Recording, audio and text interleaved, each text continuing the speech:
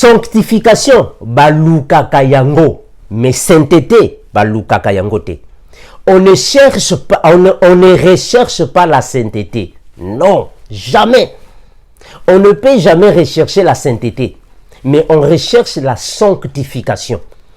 Donc, ce qui moisi, na mobali ba sangani banzoto, moisi akomi na zemi, tango moisi akobota, automatiquement mwana wana akobota mana péché adamique.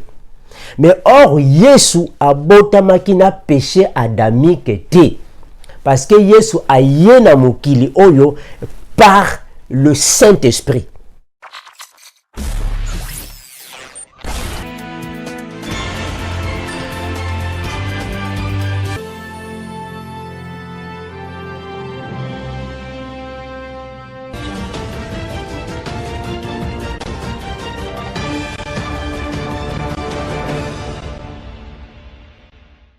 Bien-aimé dans le Seigneur, na pesi bino nyonso bambote na kombo na Yesu. Na pesi bino nyonso bambote bino oyo bolingaka liloba na Nzambe. Yango wana biso to yaka poto répondre na ba question ya ba frère na ba sœur ba oyo baza na posa ya koyeba makomi parce que biso to lova Yesu. Soki o lova na yo Yesu te mwe olanda biso ezate sinon okofinga biso pamba. Biso nde to lova Yesu nde to lingaka nde liloba na Nzambe.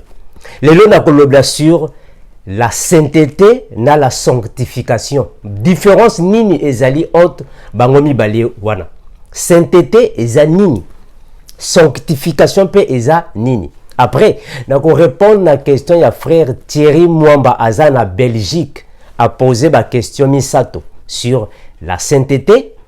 Alors, la sainteté, banani baza ba saint.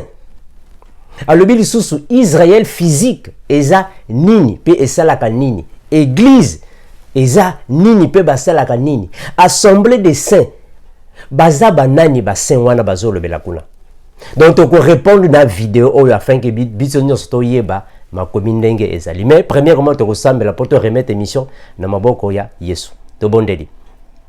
Père éternel, nous te remercions infiniment de ce que tu protèges, tu gardes. Merci Seigneur Jésus, toi qui as voulu que je puisse être ici avec mes frères pour partager ta sainte parole. Parce qu'il n'y a que toi, Seigneur Jésus, qui nous inspire afin que nous puissions transmettre à nos frères qui sont assoiffés de connaître tes mystères, la profondeur de ta parole. Merci Seigneur Jésus, parce qu'il n'y a que toi qui es au-dessus de toute domination, toute puissance, toute autorité. Il n'y a que toi, Seigneur Jésus-Christ, qui détient toutes choses. Merci infiniment.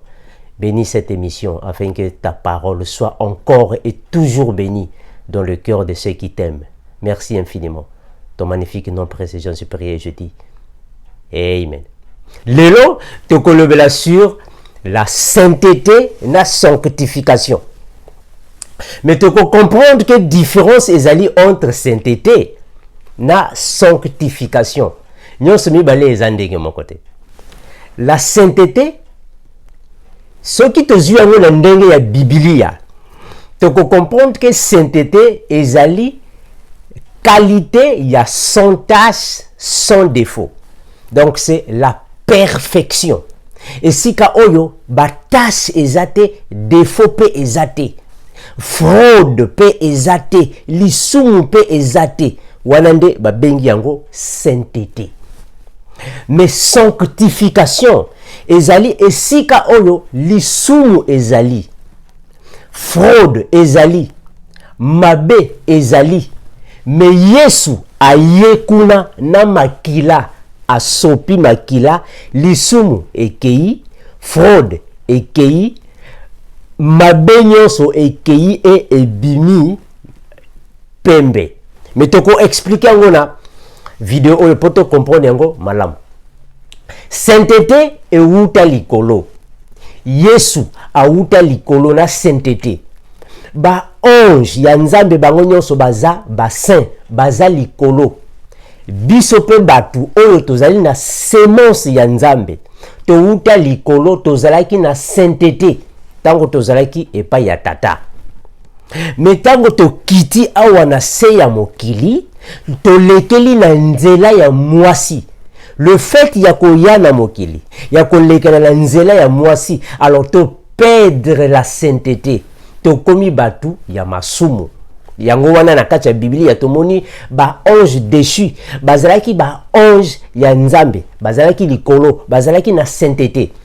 Mais balulaki basi ya mokili. Tango ba yena mokili, balati nzoto ya kibomoto, bake kobima na basi ya mokili. Kuna ba perdre sainteté. Tango balingaki bazonge pa ya tata monite, bokoki lisusu ko ya awate parce que bo perdre déjà sainteté na bino. Bozali lisusu ba sainteté ale abwaki bango na se. Ba komi ba démon, ba ange déchu. Ndenge moko na Yesu tango azalaki likolo, azalaki na sainteté. Mais aye awa na mokili, alati nzoto ya kibomoto, alati nzoto ya masumu, akomi lokola biso batu. Toko expliquer tozo kende. La sainteté ezali na kati ya mokili oyo, eza kaka Yesu nde abotamaki na sainteté. Mais tomoni pe Adam ye pe aye na mokili na sainteté.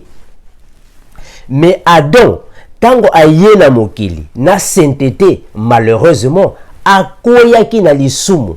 Tango Adam akoyi na lisumu, alors a perdre la sainteté. Akomi muntu mosumu po a perdre sainteté. Yango wana Nzambe apesaki ye etumbu. Alobi ke Adam, lokola yokeli mongongo ya mosi na yo, alors par la sueur de ton front, tu gagneras ton pain. Okobanda ko souffrir po ozwa lipa na yo ya kolia. Puisque tu es poussière, tu retourneras dans la poussière. Donc Nzambe a pesi etumbu parce que a perdre sainteté. Alors Yesu yetango azalaki likolo, azalaki saint. Mais tango ayena se ya mokili, Yesu alati nzoto ya kibomoto. Subitement a perdre sainteté. Mais sauf que na Biblia tozali na oyo babengi la loi d'exception. La loi d'exception ezanini. Toko expliquer ndenge tozo kende na video. Yesu ye azali différent par rapport ya biso batu. Na ndenge ke Yesu ye baboti ye na nzela ya mwasi, mais na ndenge ya molimo. Or biso avant babota biso na nzela ya mwasi, il fallait nanu mobali na mwasi basanga na banzoto na bango ale baboti mwana. Wana nde babengi yango péché adamique. Toko expliquer yango. Parce que tozana ba péché mibale. Tozana péché ya normal et tozana péché oyo babengi péché adamique. Le péché adamique ezali na batu nyonso ya se ya mokili, sauf kaka Yesu. Yesu ye azana péché adamique te. Péché adamique ezali biso ba oyo babota biso par rapport ya sémence ya mobali. Donc soki mwasi na mobali basangani banzoto, mwasi akomi na zemi, tango mwasi akobota, automatiquement mwana wana akobota mana péché adamique. Mais or Yesu abotamaki na péché adamique te. Parce que Yesu aye na mokili oyo par le Saint-Esprit. Na nzela ya mwasi oyo mobali atushaki yete. Yango wana Biblia elobi boye. Nous sommes dans ce monde, mais nous ne sommes pas de ce monde. Ezali expression biblique. Ndenge moko, Biblia elobi ke parmi tous ceux qui sont nés de la femme. Donc, nous sommes nés de la femme. Mais Yesu, il est né par une femme. Différence ezali. Donc, Yesu azana péché adamique te. Aye na mokili oyo kaka na nzela ya tata. Adam pe aye na mokili oyo na nzela ya tata. Balekeli na nzoto il y a moisi na mobalité, na ba rapport sexualité, pour na loba clairement. Maintenant, tous appellent péché. Péché corporel, soit spirituel. Yesu ye tango aye na mokili, ayende kozwa péché corporel par rapport ya biso batu. C'est-à-dire que aye kosala lisu, kokoma lisumu likolo na biso. Parce que tango mokili, corruption ekotaki na kati ya mokili, Satan nde azwaki possession na biso. Parce que Nzambe alobaki, Adam, puisque tu as écouté la voix de ta femme, alors, puisque tu es poussière, tu retourneras dans la poussière. Mais Nzambe aye koloba na serpent, comme tu as séduit la femme, alors toi tu mangeras la poussière. Oh, mais mutu aza poussière, mais ndenge nini serpent akolia lisusu poussière. Ce qui veut dire que serpent akolia mutu. Lokola serpent akolia poussière, il fallait dire Yesu ayapo a délivrer biso na maboko ya Satana. Alors Yesu avant a délivrer biso yepe il faut azwa nzoto ya kibomoto pour a délivrer biso. Donc il fallait que yepe azwa nzoto ya kibomoto avant que a délivrer biso na maboko ya nani, na maboko ya Satana. Voilà pourquoi yepe aleki na nzela wana.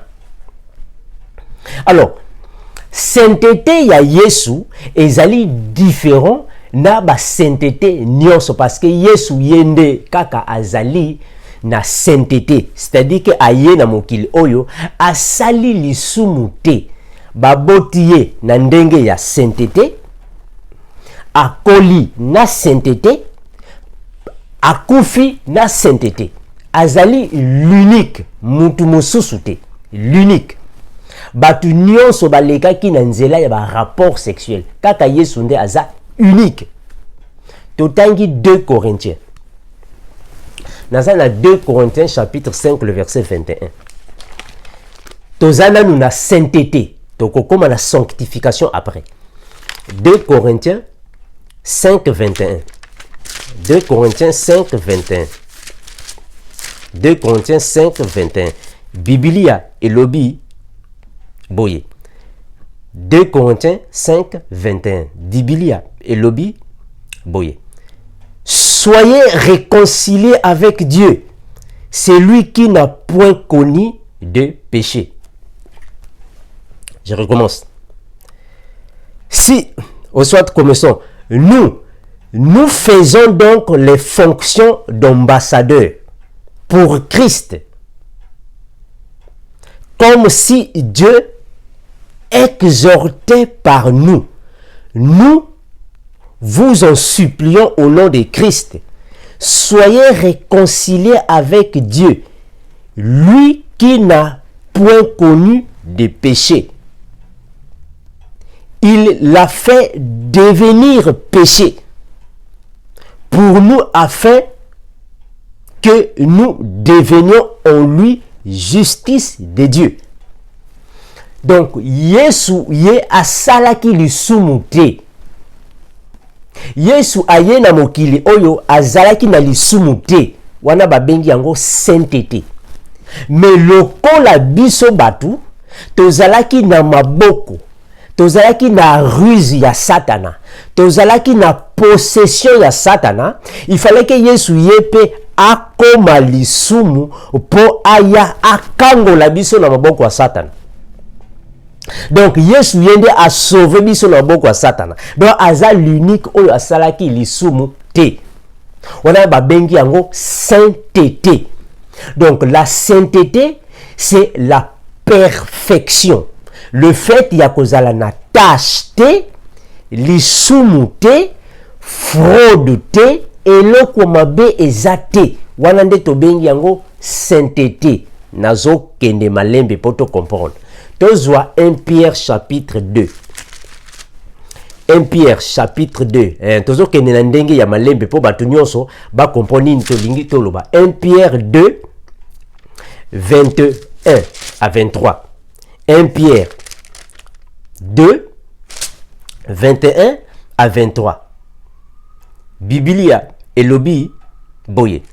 Et c'est à cela que vous avez été appelés, parce que Christ aussi a souffert pour vous.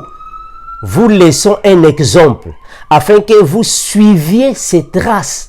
Lui qui n'a point commis de péché. Et lui qui n'a point commis de péché est dans la bouche duquel il ne s'est point trouvé de fraude. Lui qui injuriait ne rendait point d'injures.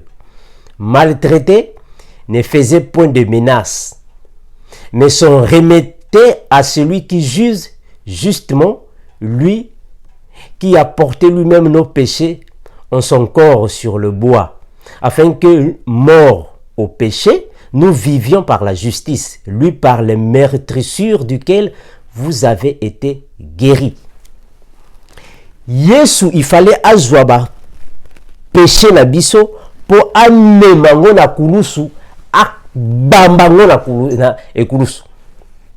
Donc Yesu asalaki lisumu te. Wana to bengi yango la sainteté. Maintenant, tozali na deux lois. Ba deux lois yango oyo. Ba deux lois oyo ezali bo, ezaboy. Biso tozana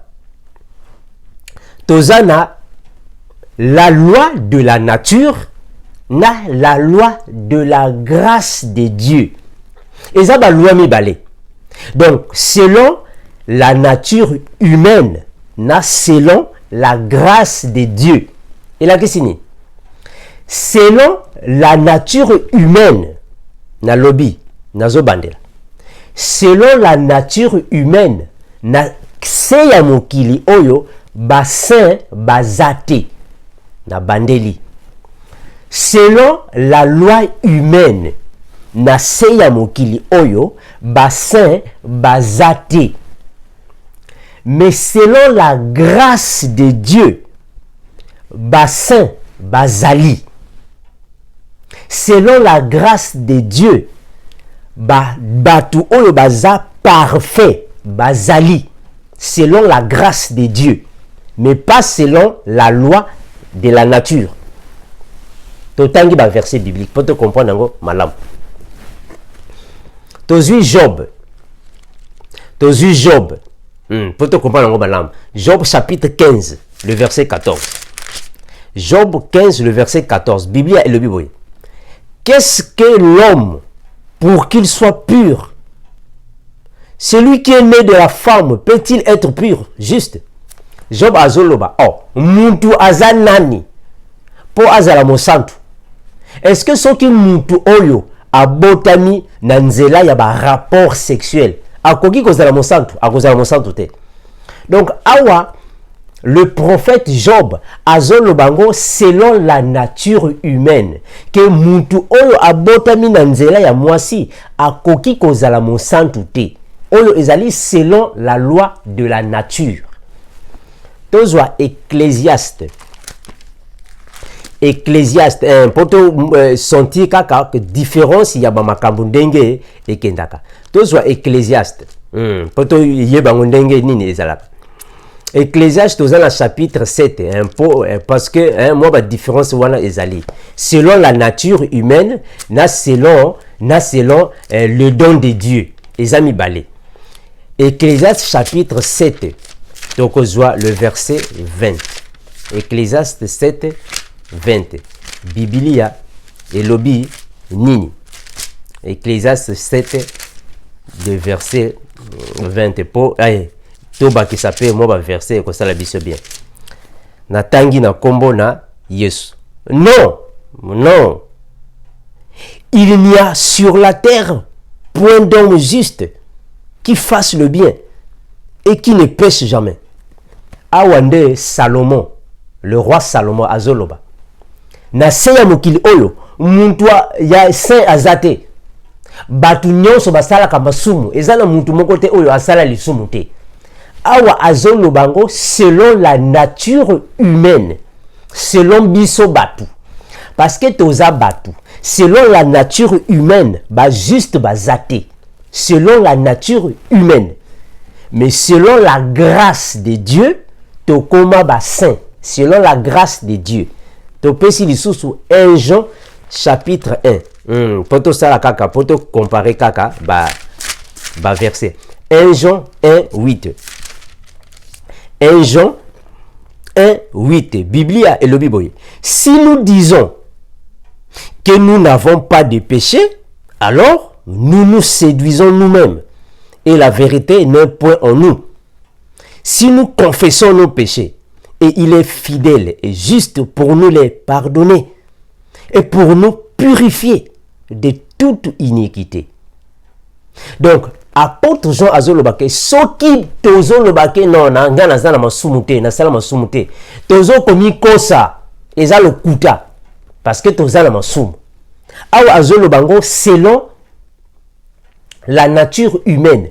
Mais soki toke epa ya Yesu topesi mikumba na biso epa ya Yesu ye aza juste pour a purifier biso. Yango na Esaïe balobi ke même si tes péchés sont devenus comme du cramoisi, il est capable de les rendre plus blancs que la neige.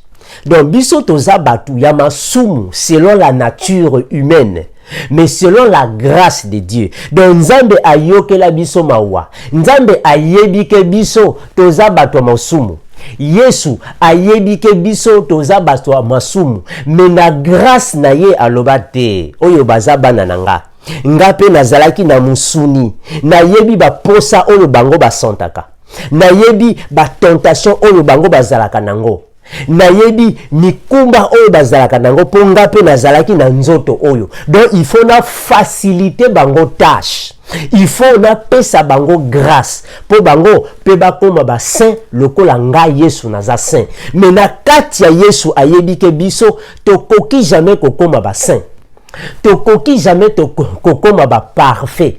Mais na mawa na Yesu, na pitié ya Yesu, na miséricorde na ye, na grâce na ye, na rémission des péchés, na rédemption des péchés. Alobite bato oyo bakoki jamais kozala ba parfait, mais ngai na ki bonté nanga, na patience nanga, na amour nanga, na fidélité nanga, na tempérance nanga, na konazondi make bino bokomi basantu. Est-ce que vous m'avez dit? Donc Yesu ayebike tokoki jamais kokoma ba parfait, mais na mawana ye alobike biso pe tokoma ba parfait. Donc ayebike ngai naza muto masumu mais bon komaka mutu ya parfait. Wana babengi yango la loi d'exception.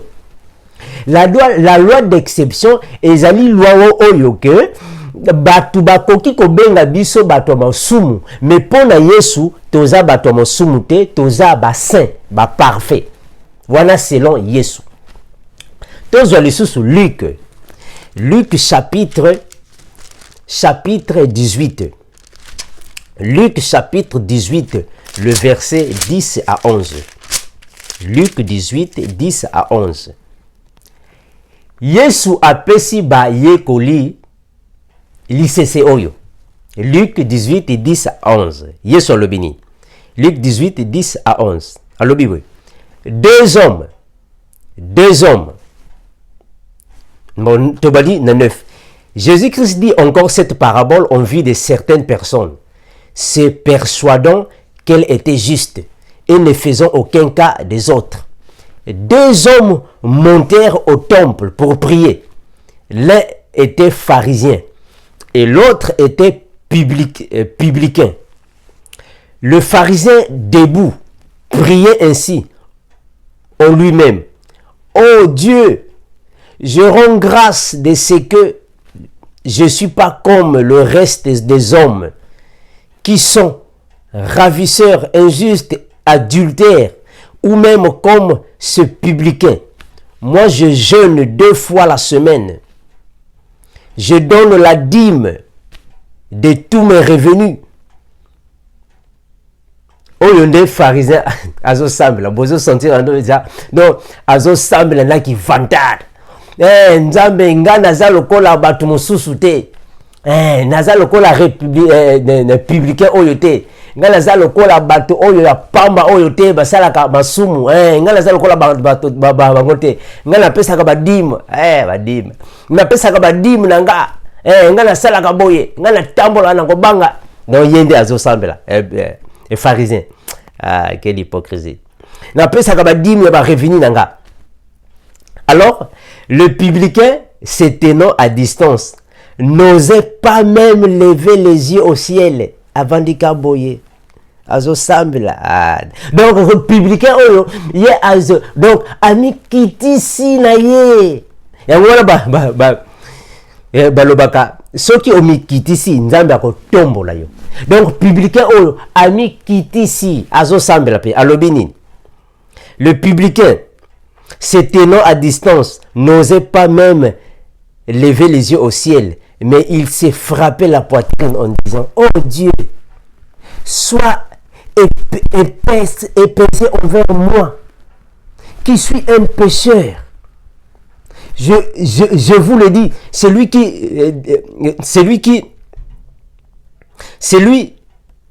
qui descendit dans sa maison justifié plutôt que l'autre, car quiconque s'élève sera abaissé et celui qui s'abaisse sera élevé. Est-ce que vous sentez prière oyo? Est-ce que vous sentez?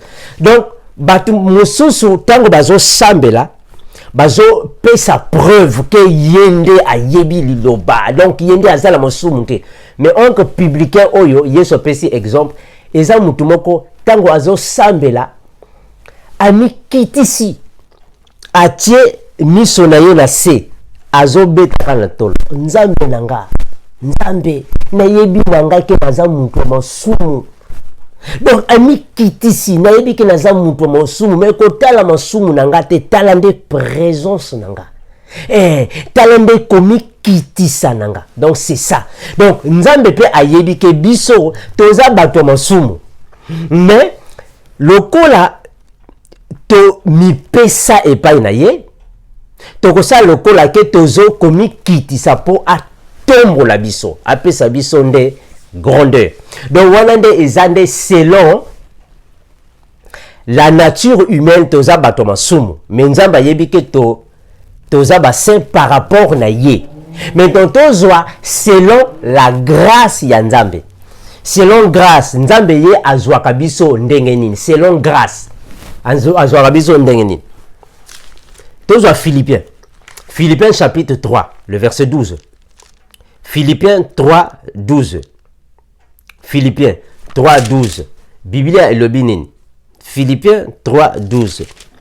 Biblia elobi boye. Ce n'est pas que j'ai été remporté. Pardon. Ce n'est pas que j'ai déjà remporté le prix ou que j'ai déjà atteint la perfection. Mais je cours pour tâcher de le saisir, puisque moi aussi j'ai été saisi par Jésus-Christ.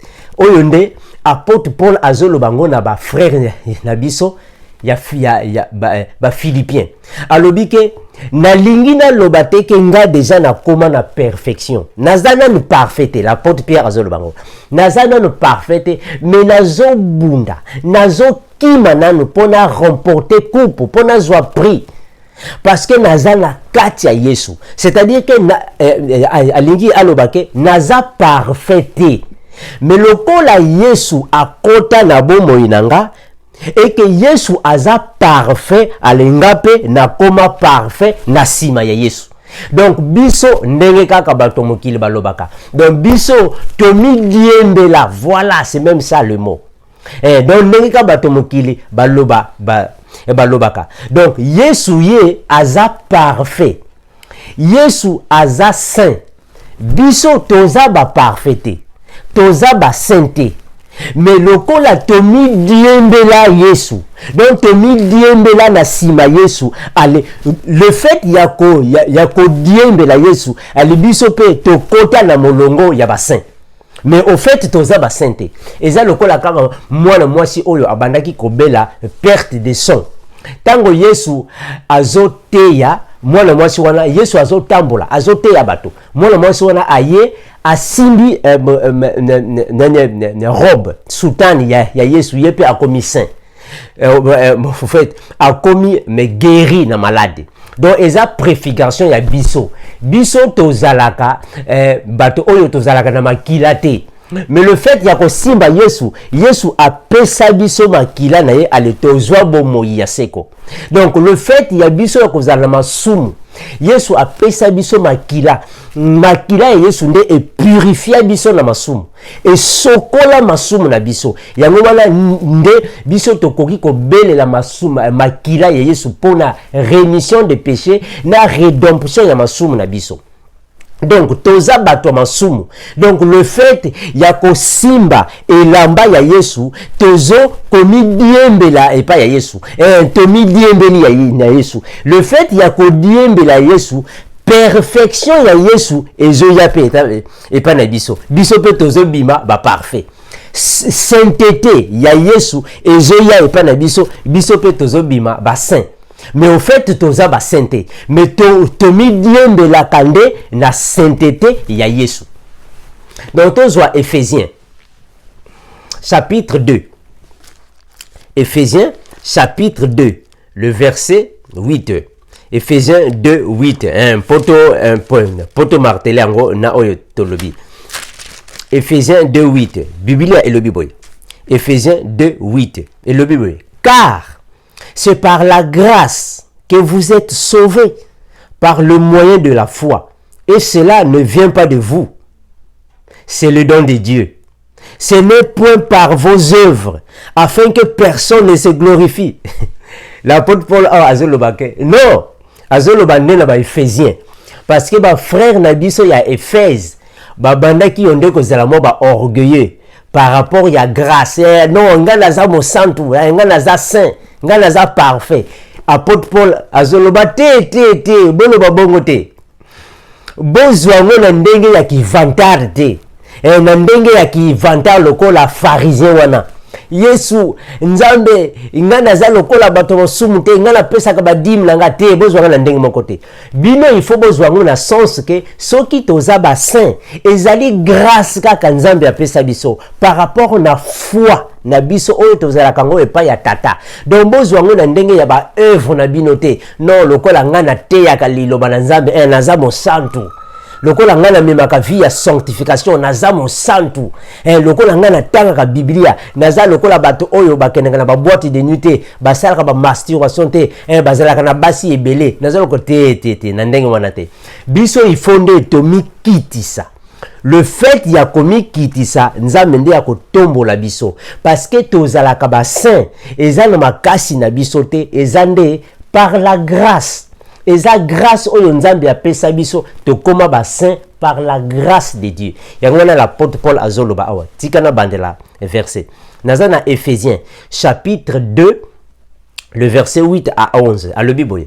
Car c'est par la grâce que vous êtes sauvés par le moyen de la foi. Et cela ne vient pas de vous. C'est un don de Dieu. Ce n'est point par vos œuvres, afin que personne ne se glorifie. Car nous sommes son ouvrage, ayant été créés en Jésus-Christ pour de bonnes œuvres que Dieu a préparées d'avance, afin que nous les pratiquions.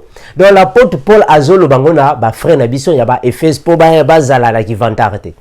Tozwa 1 Pierre. 1 Pierre. Tozana 1 Pierre chapitre 1 15 verset 15. 1 Pierre 1 15 tokotanga tina 16. Apôtre Pierre à l'obiboye. Mais puisque celui qui vous a appelé est saint, alors vous aussi soyez saints. Est-ce que vous m'entendez? Azoloba oh. Mais lokola mutu oyo abenga ki bino, yemoko aza saint, donc bino pe bozala saint. Yesu nde abenga biso. Lokola Yesu aza saint, donc biso pe tokozala ba santu. par rapport ya Yesu. Donc tokodiembela. Donc biso bato masumu. Donc eza lokola tozalaki na tozalaki lokola bazaché. Voilà, Zaché alingaki akutana na Yesu. Azoleka boyo. Non, azalaki mukuse makasi. Zaché mukuse azoluka akutana na Yesu. Azomona Yesu te. Mais Yesu ngazona bato baleka ki na molai asalini amati na nzete. Donc na nzete akominde komona bato nyonso na se. Donc Zaché aza exemple ya biso nyonso. Ba chrétien nyonso tozalaka lokola ba Zaché. Donc toza mikuse pona kotala Yesu, il faut to mata na nzete. Ntango tokomi na nzete nde tozomona nde Yesu ndenge azoleka. Po tomona ye bien. Ntango Yesu azoleka, ntango Yesu akokoma kaka na pembeni esika na biso akotombola nde miso likolo amoni yo penza mutu amokuse oyo penza. Donc yo oza mokuse.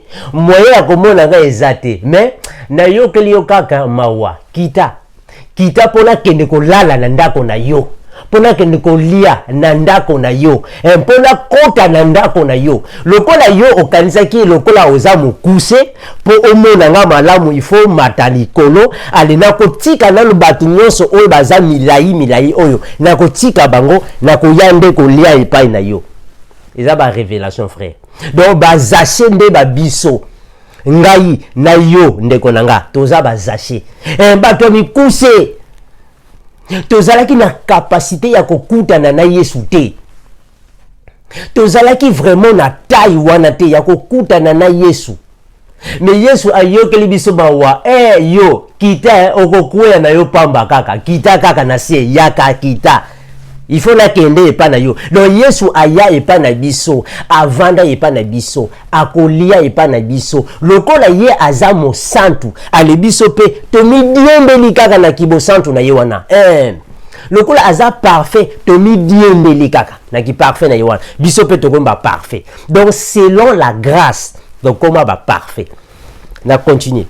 1 Pierre chapitre 1 le verset 15 à 16, na continue. Na continue 15-16. Mais puisque celui qui vous a appelé est saint, vous aussi soyez saint dans toute votre conduite.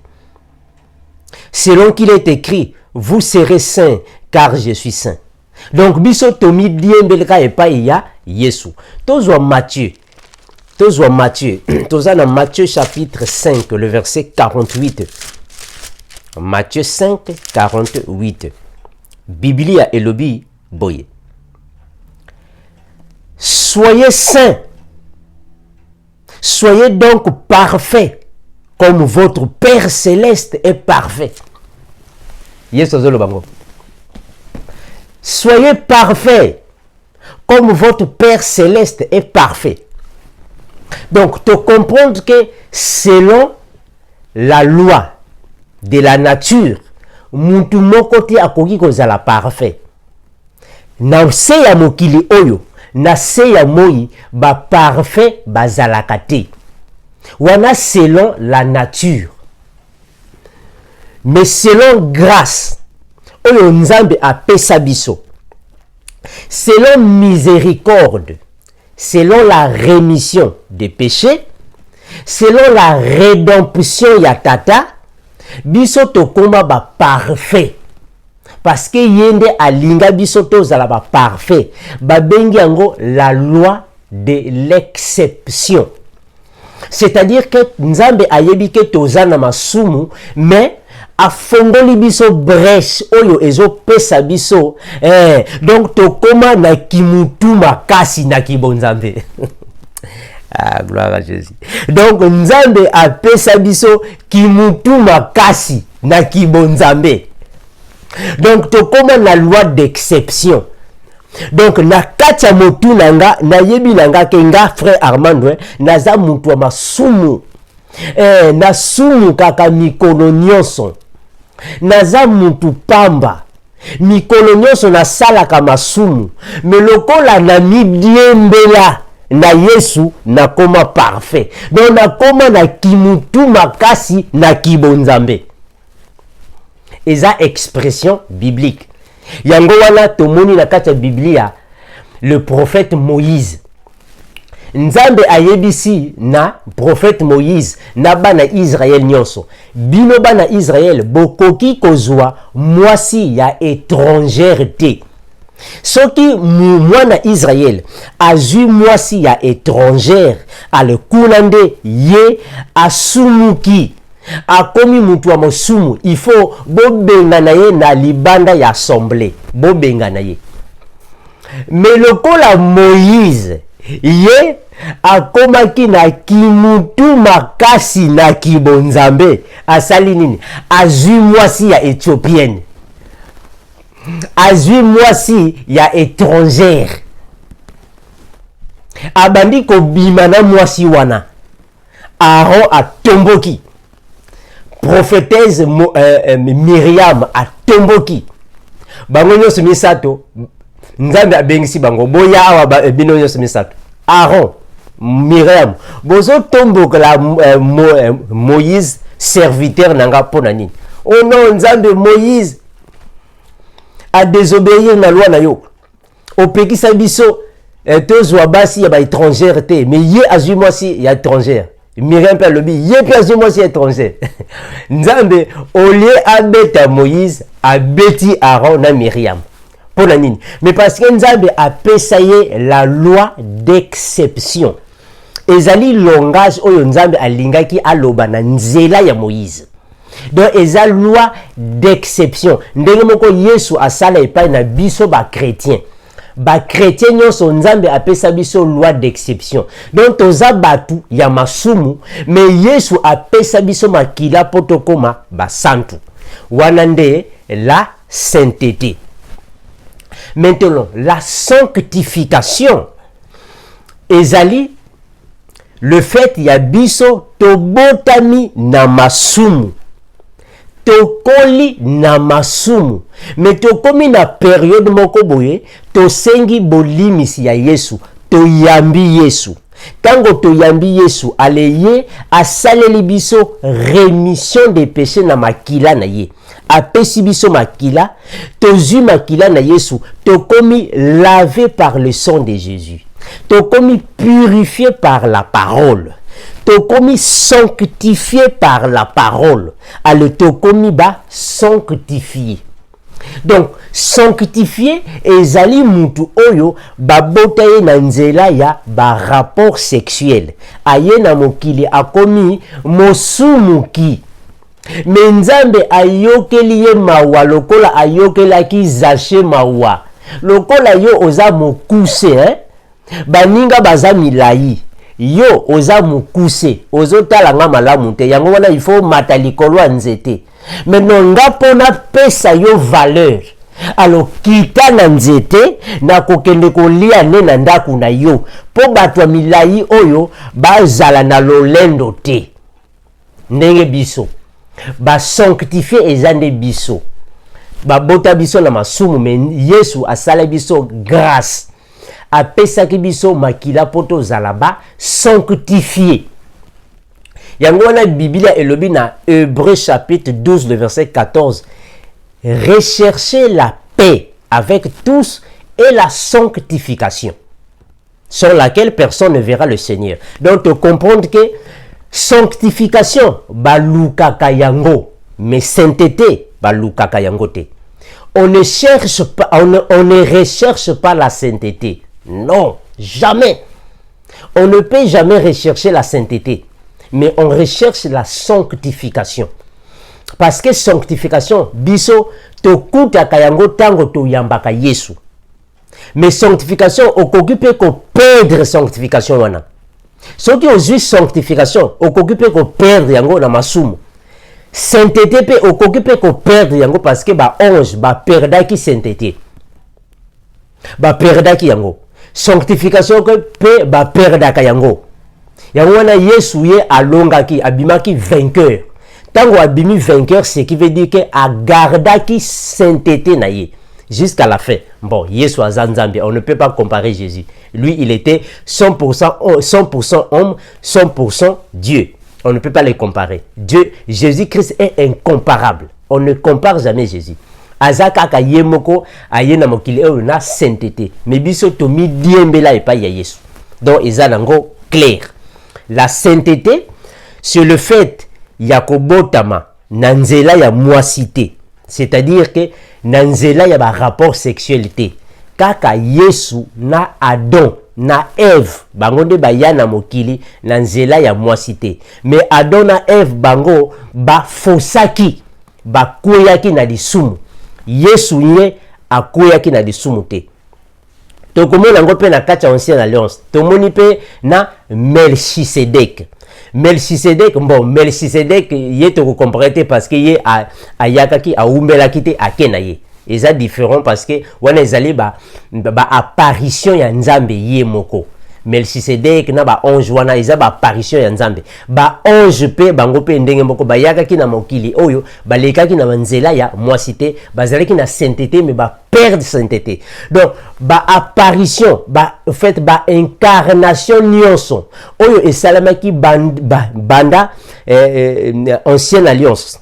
Ba apparition nyonso, ba incarnation nyonso bayakaki na sainteté. Mais ba oyo ba kuyaki bangonde batiralaki na mokili.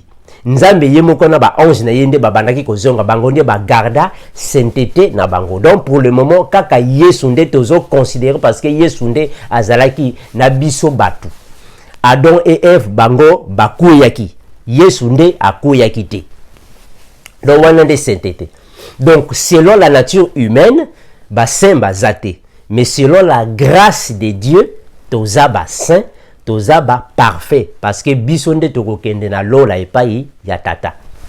Allez, tokozwa question ya frère Thierry Mwambana, Belgique, Tolanda. Bonjour, bonjour, shalom, shalom, le bien-aimé, le frère Armand de Kinanga. Bon, mon frère, en tout cas, que le Seigneur te remplisse de sa bonté, te comble de joie et de sa paix. Et je reviens vers toi pour 2-3 petites questions. Les questions sur toi-même, tu sais, la Bible qui est notre Nouveau Testament. Donc, quand je dis Nouveau Testament, c'est-à-dire que nous marchons selon les commandements et les recommandations de Christ. Et nous marchons selon celui qui nous a laissé un testament.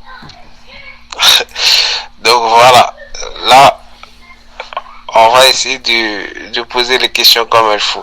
Puisque les questions qu'on pose, c'est pour édifier aussi nos frères et sœurs, et nos parents, nos familles, nos ennemis et les jaloux.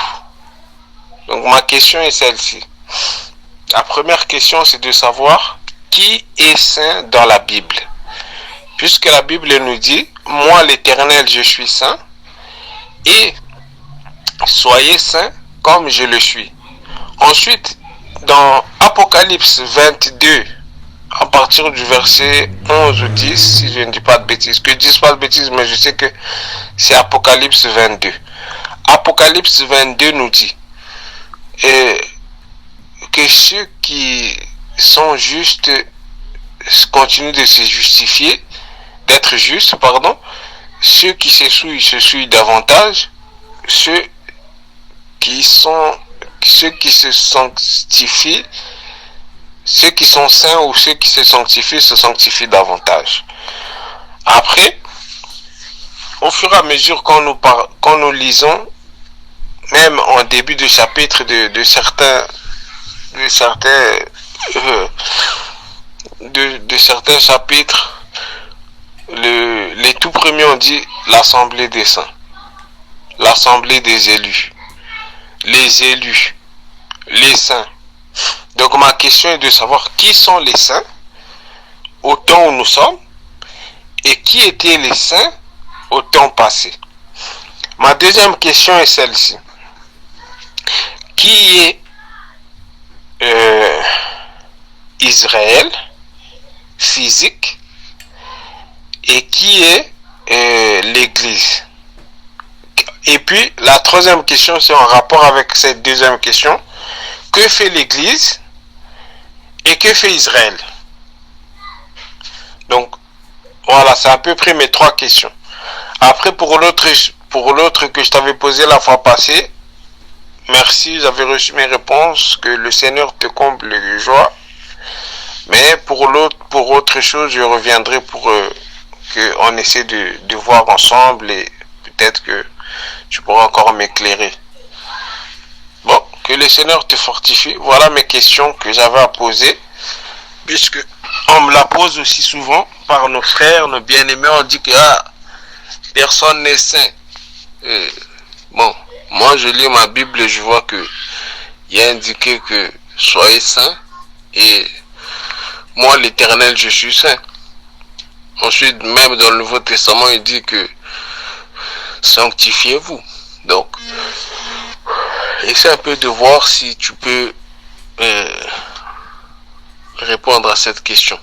En tout cas, que le Seigneur te bénisse et te fortifie encore davantage. Une excellente journée. Allez, c'est le frère Thierry. Merci mon bien-aimé frère Thierry Mwamba pour tes questions. On va répondre ça une à une pour faciliter peu ma frère na ma sœur peu ma connaissance. Merci.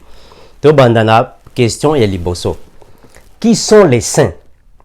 J'espère que na expliqué déjà que bassin eza batu nyonso oyo andimeli Yesu. On accord avec Romains chapitre 10 verset 9 à 10. Andimi ko yamba Yesu na bomoi na ye lokola mokonzi pe mobikisi ya bomoi na ye. Yesu akopesa ye rédemption des péchés, la rémission des péchés. Akopesa ye makila na ye. Tango Yesu akopesa ye makila, c'est d'une manière biblique. Na makila wana ekosokola masumu na ye nyonso. Allez, akobanda maintenant kotosa. Hébreux chapitre 12 verset 14. Via sanctification. Soki muntu ayambi Yesu na bomoi na ye. Abandi komema via sanctification. Muntu wana akokoma na ba fruit ya Saint-Esprit. Tango okoma na ba fruit ya Saint-Esprit. Saint-Esprit ekopesa ye les armes de l'esprit. Mbala moko muntu wana akomi nouvelle créature. Le fait comme une nouvelle créature, automatiquement, a commis saint, selon la grâce. Ya bandeli. Toza ba saint, selon la grâce, mais pas selon la nature humaine. Selon la nature humaine, ba saint bazalakati. Nature humaine ezanini, to le bango na lingala. Nature humaine ezake. Le fait yakobo tabiso na ba rapport sexuel. Mobali na mwasi basangani banzoto, mama akomi na zemi, mwana abimi na mokili. Mwana wana aza sainté, aza parfumé pour abimi na nzela ya ba rapport sexuel. Mais soki ayambi Yesu, Yesu akopesa ye makila, makila ya Yesu ekolongola masumu na ye nyonso. Kuna akozala lisusu mwana ya tata na mama na bangote akomi nouvelle créature. Voilà pourquoi la Bible dit que celui qui est en Christ est une nouvelle créature. Donc azali lisusu créature ya tata na yete na mama na yete. Akomi nouvelle. Nouvelle c'est-à-dire que abandeli vie ya sika. Donc baboti ye kaka lelo masumu na nyonso elongwe. Akomi lokola mwana muki bébé abandi vie à zéro. Nega balobaka compteur zéro. Lokola osombi mutuka ya sika. Un compteur zéro. Donc makamnyo sakala elongwe. Akomi nouvelle créature. Yende bakubenga ye saint selon la grâce. L'apôtre Paul alobaki yango. Et ça selon la grâce. Bozala boyete. Et ça selon la grâce. Mais nos frères Thierry Alobi, banani baza bassin, il y a ton présent, na ton passé. Il y a na ton présent bassin et zande biso, ba disciple ya Yesu nyonso. Baza bassin présent, il y a ton présent. Maintenant na ton passé, bassin bazalaki banani. Tozui Genèse chapitre 6 le verset 9. Genèse 6 9, Biblia Elobi boy. Genèse 6 9 Elobi boy. voici la postérité de Noé. Noé était un homme juste et intègre dans son temps. Noé marchait avec Dieu. Bible elobi ke na temps ya Noé, na temps na Yohana, Noé nzambe amonaki ye juste, intègre, parce que abanaki kotambola na kobanga nzambe. Na temps ya Noé. Nazo bande la partie wana na temps ya Noé. Parce que ceux qui te zui Noé, to memaye na temps na biso ya grâce, to kobenga Noé mo pagano. Mo pagano penza. Donc bato lokola ba Noé oyo, ceux qui te zui na temps na biso ya grâce, to kobenga na ye ata na église. To kobenga bima libanda. Pour Noé azalaki momeli masanga muto bakuiti. Donc abandaki komela masanga alangwe atikali mutakala na présence ya bana. Donc muto bakuiti, muto ba agene. Mais na ton na bango wana ye azalaki saint. Na tango na bango azalaki saint. Tozwa Genèse 7:1. L'Éternel dit à Noé, Noé, entre dans ton arche, dans l'arche, toi et toute ta maison, car je t'ai vu juste devant moi parmi cette génération. Nzabazolo wana Noé, Noé, yo, na bana na yo, bokota na kacha arche, parce que nga moko nzambe na moni na génération na bino oyo, mutu oyo na moni ke azo tambola na ko banga nga ezande yo, ale kota na ko conserver vie na yo. Mais Noé azalaki soulard, momeli dia, pardon, momeli masanga, momeli masanga. Donc quelqu'un qui marchait dans la débauche. Mais nzambe amona qui est saint par rapport à la génération na ye. Parce que Biblia ezali problème ya alliance.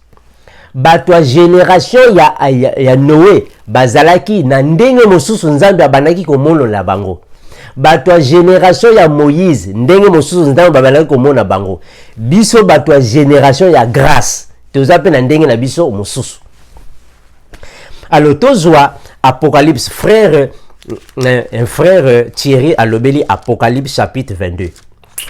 Apocalypse 22 verset 11. Apocalypse 22 11. Donc Biblia eza makambo ya ba époque. Biblia eza makambo ya ba temps, ya ba génération. Biso nyonso tozalaka ndenge moko te. Yango wana l'apôtre Paul alobaki Dieu leur avait servi par les prophètes, mais de notre temps, Dieu est passé par le Fils. Apocalypse 22, verset 11. Biblia et le Bible. Que celui qui est injuste soit encore injuste. Que celui qui est souillé se souille encore. Et que le juste pratique encore la justice. Et que celui qui est saint se sanctifie encore. Frère Thierry, awa Biblia ezolo bango na ndenge ya kanda. Tata azolo bango na ndenge ya kanda. Eza lokola kaka yo frère Thierry. Oza tata. Oza na mwasi na bana na ndako. Osombi TV. Na ndako TV ezalaki te bana bazolela papa somba TV, papa somba TV. Osombi TV. Otie TV nandako. TV esali même pas une semaine. Moi na liboso a pasoli TV. A bambi yango na se. TV e panzani. Bana balobi papa ba panzi TV. Somba le susu. Ah, mais na somba ki TV ya liboso bo panzi yango. Oko somba le susu ya mi bale po baza bana na yo. Ozwi le susu ya mi bale otie. Bana ba pasoli le susu. Akoloba ah, mais bino bozo pasola ka ba TV. Bazo le susu TV. Tango okosomba TV ya troisième ako kulande okolomba ça va. TV ya liboso bo panzaki yango. TV ya mibale bo panzi. Maintenant la TV ya misato oyo etalibino. Soki bo panzi yango wana etalibino ngana za kunate. Donc ozelo bango na ndenge ya mécontentement. Ozana esengote. Ndenge moko pe kaka awa Biblia ezolo bango. Mutu oyo azali saint a continuer la justice. Oyo azali sanctifié a continuer la sanctification. oyo aza mutu masumu a continue na masumu donc nzambe azoloba na ndenge aza na esengo te na ndenge ya kanda ndenge moko kaka Biblia ba disciple ya Yesu bakei pa ya Yesu bayebisi Yesu oh mais ndenge nini faut tomona ka ba makambo ya boye bato mabe na kati ya bato ya malamu bazo progresser te bato mabe soki ndenge nini Yesu nde alobi te bozana bino na kimia botika blé na ivre ekola esika moko botika ngo toko katango te botika ngo bango mibale bakola esika moko kaka na jour ya moisson ya récolte ya moisson kuna nde toko kata bango nyonso mibale wana oh pardon toko kata nde ivre blé toko épargner mais pour le moment bomi tungisa te botika bango bakola blé na ivre ekola esika moko na mokola suka nde toko katango donc azolo bango na ndenge ya esengo te aza na esengo te azelo bango na ndenge ya mécontentement il n'est pas content il est mécontent donc ayebi ke eza makambo mabe mais botika bango bakola kaka ndenge wana tika ivre na blé botika bango toko kata bango na tango mokolo nango eko koka azolo bango na ndenge ya kanda eza kaka ndi Yesu tango avandi na ba disciple asuti kaka boye Juda aye kopesa ye baiser mais na baiser wana Yesu ayebaki baiser ya Juda oyo ezalaki baiser ya trahison mais Yesu aboyaki baiser ya Juda te tango Juda azoya Yesu asenti zake oyo azoya na trahison aye apesi Yesu baiser allez Yesu ayebisi ce que tu veux faire fais-le de maintenant donc oyo yo olingi osala ngo déjà alobaki yango na ndenge ya sengo te ayebaki oyo a trahir nga mais sala yango po makomi ekokisama donc na ndenge wana maintenant frère alobi assemblée des saints na assemblée des élus ba saint baza ba élu eza ndenge moko ba saint na ba élu eza ndenge moko assemblée des saints ezali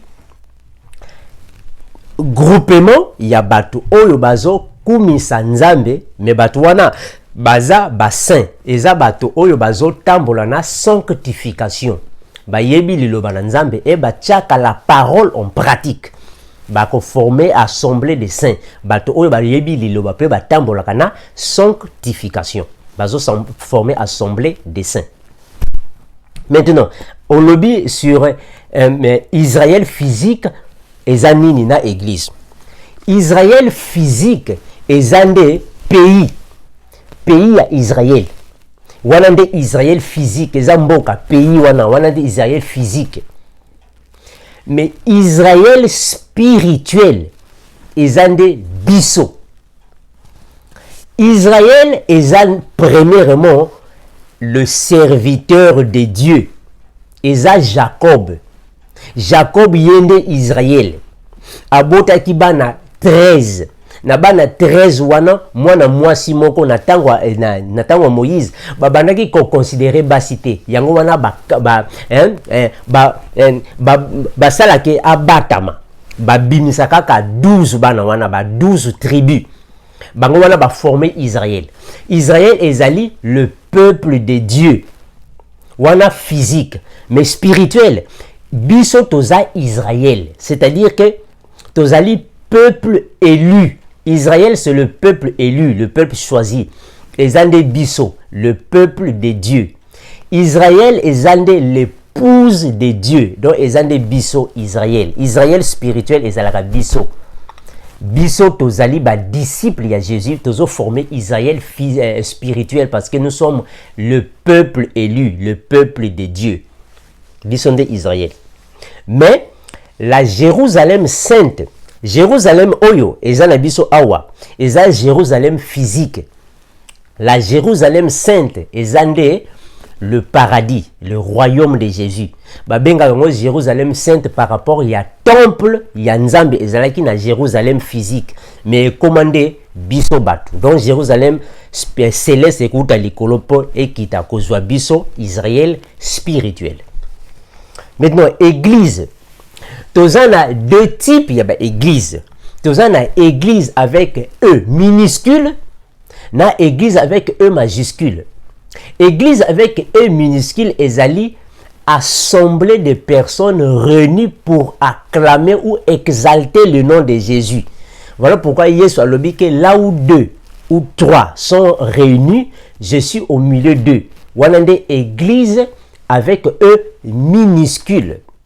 Mais dans église avec E majuscule, ezali ba disciple ya Yesu nyonso na ba 4 coins ya monde. Ndenge kaka biso to salaka na groupe ya Vérité 116 TV. Groupe na biso ya Facebook ya Vérité 116 TV. Ezali église na E majuscule parce que eza église à distance. Parce que na kati kuna batu ya ba nation nyonso bazali. Ya ba mboka nyonso baza na kati ya Vérité 116 TV ya Facebook to partageaka. Eza partout dans le monde. Tozo formé biso nyonso église avec E majuscule. Donc église avec E majuscule ezali ba disciple ya Yesu partout dans le monde. Ya ngwana Yesu ayebisi na bayekoli allez faites de toutes les nations mes disciples. Wana église avec E majuscule. Maintenant, Israël et salaka nini, église pe et salaka nini. Ce qui te joue na ndenge ya Biblia, Israël spirituel ezali église avec E majuscule. Ezandenge moko, c'est le peuple de Dieu. To salaka nini. Biso to saka Éphésiens chapitre 4 le verset 11 et le Bible. Il a fait des dons aux hommes, les uns comme apôtres, les autres comme prophètes, les autres comme évangélistes, les autres comme pasteurs, les autres comme docteurs, pour le perfectionnement des saints, en vue de l'œuvre du ministère et de l'édification du corps de Christ.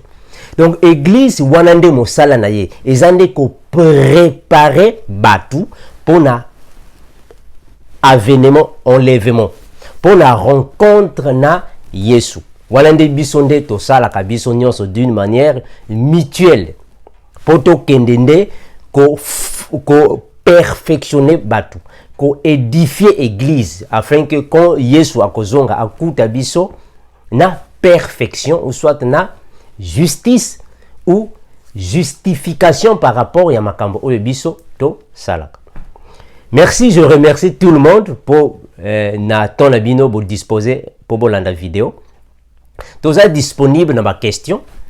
Toza disponible na ba frère na ba sœur ba oyo ba lingi liloba pour to partager na moi ba connaissance ya mukie oyo nzambe apesa biso ba serviteur pour to transmettre na ba ndeko na biso ba oyo ba lingaka liloba na nzambe. Merci, je reviendrai prochainement. Bonne soirée et bonjour à tous ceux qui nous suivent à cette heure-ci. Merci et ciao.